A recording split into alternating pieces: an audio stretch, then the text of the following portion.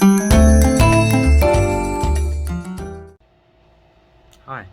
in this video I'm going to talk about my thoughts on a question how second languages are best learned in instructional settings. Before I dive into answering the question, I feel it's necessary to clarify the definition and scope of the term second language to avoid ambiguity as much as possible. As far as my experience is concerned, I am going to assume that a second language learners are usually in an environment with little authentic usage of the target language. Therefore, his or her linguistic input is reliant on materials provided by his or her teacher or any linguistic contents that are relevant to one's personal life, such as drama, music, or YouTube, and so on. So, to illustrate, a child from an immigrant family trying to learn his heritage language would not be within the scope of this discussion. So, with that said, I would like to start out from the perspective of a student. When it comes to second language learning, it is crucial that a student is motivated enough to dedicate oneself to using the language. I believe the motivation can be as different and broad as much as how how we are all different from each other.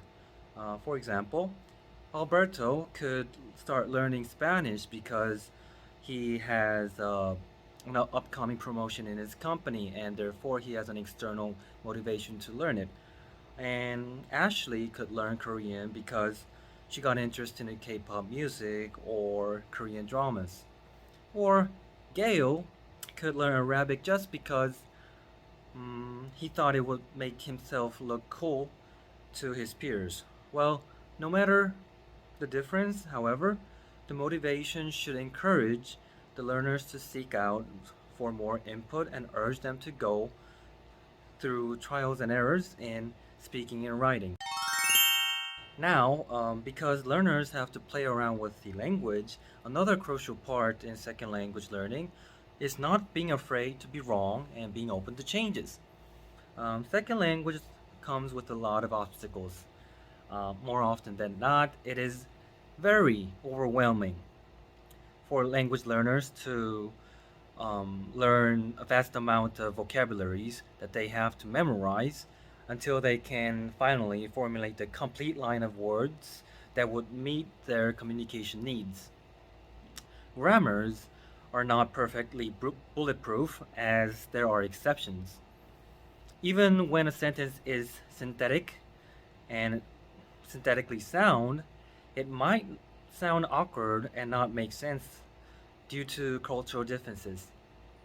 So, I think the only way to reduce the error rate and finally become an independent language user is to first give it a try and then get appropriate feedbacks as much as possible.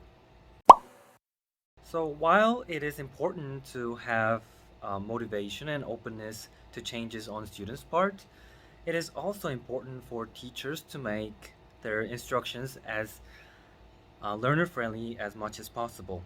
Specifically, what it means by learner friendly is to make learning materials comprehensible. For that to happen, teachers should have some sense of where the student's proficiency lies and provide appropriate feedbacks within the student's zone of proximal development. I know this may sound vague, but let me just briefly illustrate this point by touching on form focused learning. Personally, I believe that students at a beginning stage should focus more on meanings, and focus on forms should be minimized until the intermediate stage.